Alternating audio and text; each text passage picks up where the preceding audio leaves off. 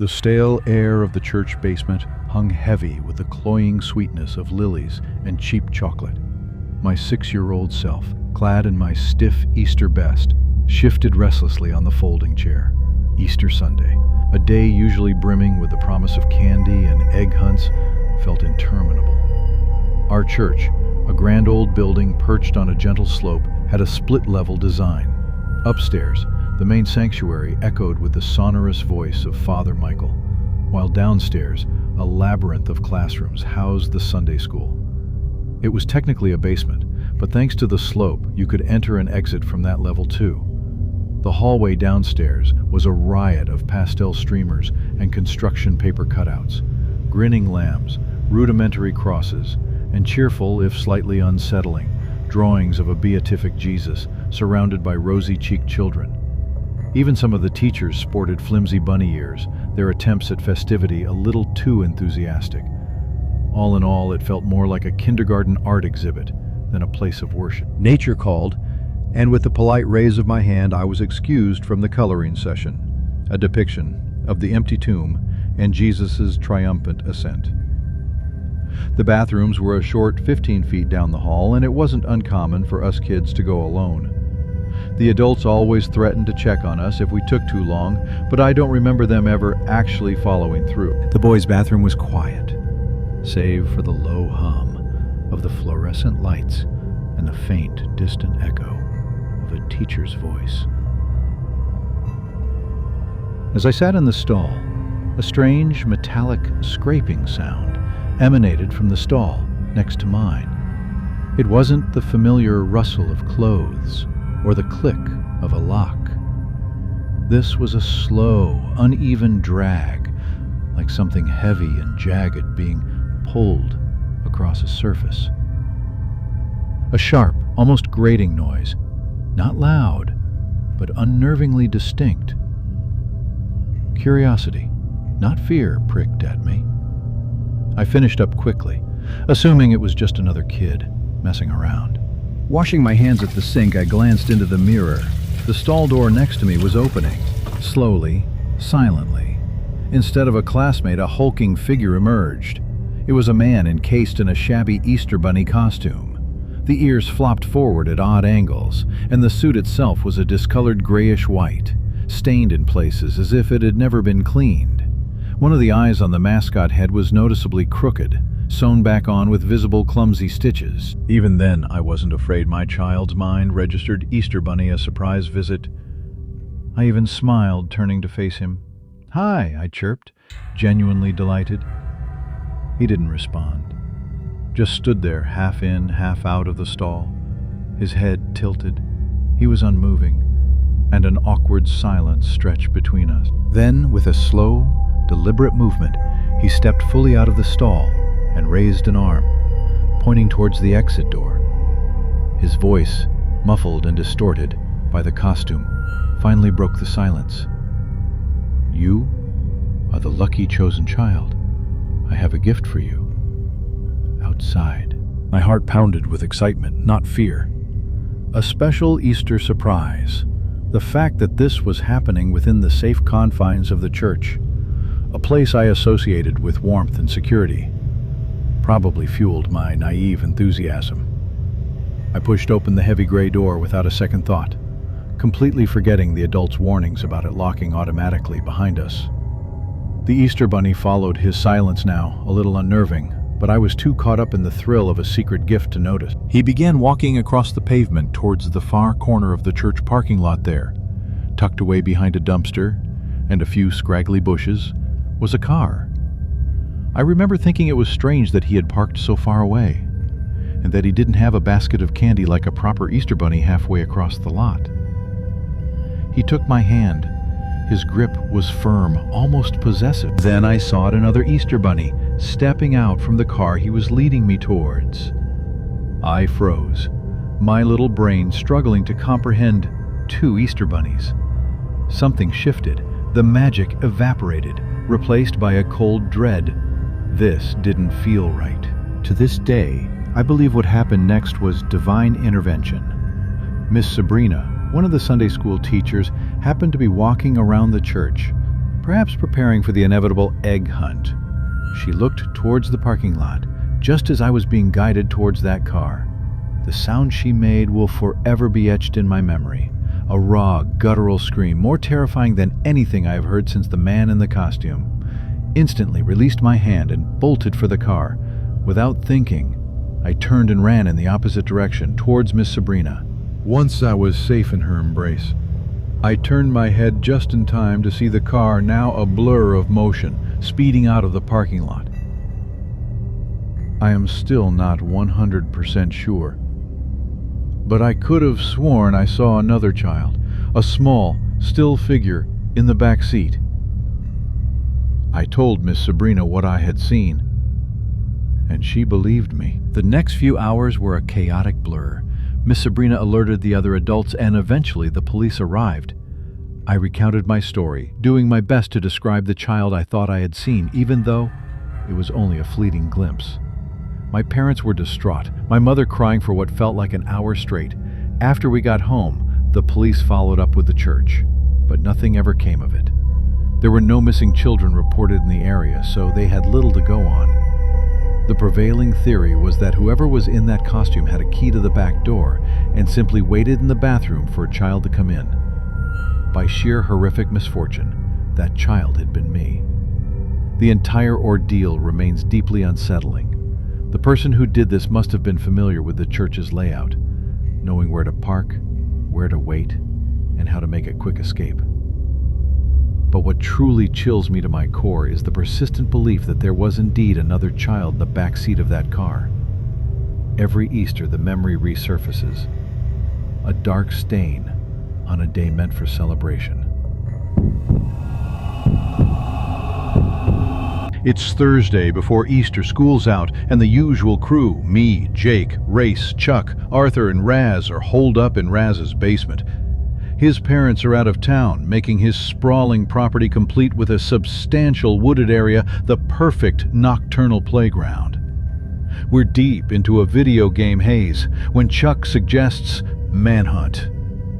Everyone's in. Flashlights are scavenged from Raz's garage, and Jake's phone randomly assigns teams. I'm with Chuck and Raz as seekers. Jake and Arthur are hiders. Raz's mom's stash of plastic eggs is raided, and we're ready to head out. Outside, the last vestiges of twilight cling to the air as we set 10-minute timers on our phones. The game is on. I peel off to the left, deeper into a dense thicket of trees, while Raz and Chuck go the other way. I keep my flashlight beam low, just skimming the ground, preferring the stealth of moonlight. A few minutes in a flicker of movement catches my eye 20 or 30 feet ahead.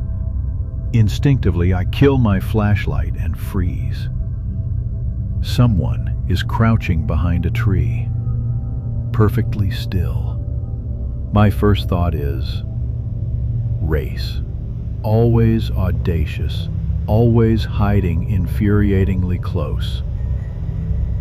I decide to get the jump on him, circling low and slow, aiming to come up from behind. When I am close enough, I lunge, tapping him hard on the shoulder and shouting, "Gotcha!" The second he turns, an icy wave of fear washes over me. It is not Race, not any of my friends. It is a grown man with slick back hair and unnervingly wide, staring eyes. His clothes are torn and filthy, and he reeks. Before I can even process it, he tackles me. I scream as I hit the dirt, but his hands are at my throat, pressing down with all his weight. I cannot breathe. Then, as suddenly as he attacked, he stops. Out of the corner of my eye, a flashlight beam dances through the trees. One of my friends must be running towards us. The man must see it too, because he scrambles off me without a word and vanishes into the woods. I lie there gasping for air, still too shocked to move. Seconds later, Chuck reaches me, helping me to my feet. He saw the whole thing. My first instinct is to chase, but Chuck wisely stops me. "Bad idea," he says, and we bolt back towards Raz's house. Chuck calls the others, telling everyone to reconvene immediately. Once back inside, I recount what happened, with Chuck filling in the terrifying gaps. Everyone is talking over each other, a cacophony of fear and speculation, until Arthur speaks, silencing us all. He had seen two people walking through the trees near his hiding spot before the game even started, moving slowly like they were scouting or waiting. The realization hits us simultaneously. If it was not any of us, there were at least 3 other people out there that night. 1 who attacked me, and 2 more lurking before the game even began. I tell everyone we need to call the cops. I had been attacked, for crying out loud. But Raz cuts me off, strangely serious. No, we are not calling anyone. He is technically grounded, strictly forbidden from hosting anyone while his parents are out of town. Involving the police would land him in serious trouble. I argue this is serious, well worth the risk, but he will not budge. The others are torn. No one wants to get Raz in hot water, but I can tell they are struggling to just pretend it had not happened. Eventually I cave. We agree not to call the police, to try and salvage the rest of the night, but I am deeply shaken. I go to bed early and leave Raz's house. The next morning, before anyone else is awake. You might be surprised, but I was not really affected by this experience. In the long run, I am pretty much of the mindset that things happen and you have to move on. So that is what I did. About a week later, Raz, ever the conscientious host, tells us he felt bad about leaving the Easter eggs out in the woods and had gone to collect them despite being scared out of his mind. We all get a good laugh out of it, but his comment makes me think back to that night and the unsettling possibilities of who those men were and what they were doing out there. One thing is for sure, I will not be spending the night at Raz's place anytime soon. I am in college now, far from Raz's backyard, but with Easter coming up next month, the memory of that night and what lurks in the woods has returned. The car hummed a familiar drone accompanying the passing scenery. My parents were up front. Their conversation a low murmur. I stared out the window, watching the blur of trees that signaled our approach to Uncle John's house. Another Easter pilgrimage, another weekend of feeling like an alien in my own family. The thought alone was exhausting. Uncle John's basement was a haven from the holiday chaos upstairs. Kevin racked the pool balls, the clatter echoing in the quiet space. Neither of us was any good, but it was better than navigating the packed house. Music drifted from Kevin's phone, a low soundtrack to our shared complaining about extended family drama. These woods stretch for miles, Kevin said, leaning against the pool table, a faraway look in his eyes. Hardly anyone goes deep enough to see the really cool stuff. It's got this magical feeling, you know? Beautiful isolation. I just nodded, feigning interest. Nature wasn't my thing, but I couldn't deny his passion. "Come on, it'll be fun," Kevin cajoled. I sighed, boredom winning out over my aversion to the outdoors. "Fine," I conceded. "But if I get bitten by anything, it's on you." He grinned, already heading for the door. The tree line swallowed us whole. Kevin moved, with an easy familiarity following an almost invisible path. The woods were thick, the canopy a dense green ceiling. After a while, I started to feel disoriented. "You sure you know where we are?" I asked, a nervous edge to my voice. He just laughed. "Like the back of my hand, man. Been exploring these since I was a kid. I feel..." Thunk. Pause. Thunk. Pause. Thunk. The sound cut through the quiet, a heavy, rhythmic blow against wood. Kevin and I exchanged a look, our casual stroll forgotten it wasn't an animal. Definitely not a branch breaking. It was deliberate, powerful, like a hammer striking a tree. The sound stopped abruptly. "Hunter, maybe?" Kevin mumbled, but his eyes were wide. Curiosity, a powerful current, pulled us forward. Kevin's arm shot out, stopping me dead in my tracks. He pointed up into the dense canopy. My eyes followed his finger, and then I saw them. 3 dark shapes, stark against the green. Upside-down crosses nailed to 3 adjacent trees, impossibly high off the ground, 15, maybe 20 feet up. Movement out of the corner of my eye. I spun around, and there he was, a man dressed like a lumberjack. a thick beard framing an intensely dark stare. Kevin instinctively stepped in front of me.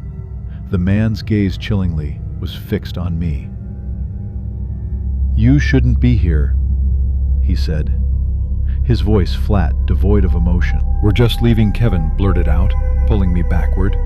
We turned and walked, then practically ran back the way we came. I could feel his eyes on our backs, a suffocating weight. My hands were shaking. We didn't speak, didn't dare look back, until we were well away from the man. Every rustle of leaves, every snapped twig, sent a jolt of fear through me. A teen returns from a disturbing encounter in the woods and describes a mysterious bearded man to his uncle. But the uncle insists no one like that lives nearby. He grows anxious and refuses to let anyone investigate further. The boys retreat to the basement, but the fear lingers. I tossed and turned, the image of the man and the crosses burned into my mind. I finally drifted off, only to wake with a jolt, just after 500 a.m. It was still mostly dark outside. Unable to go back to sleep, I decided to find a book in Uncle John's third-floor study.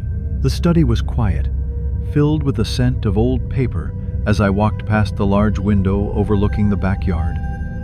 A faint flickering glow caught my eye. It was coming from the edge of the woods. A small, pulsing light, not as bright as a flashlight. My heart pounded. Curiosity, a dangerous siren, called to me. I had to know. Cold air hit me as I stepped onto the back deck.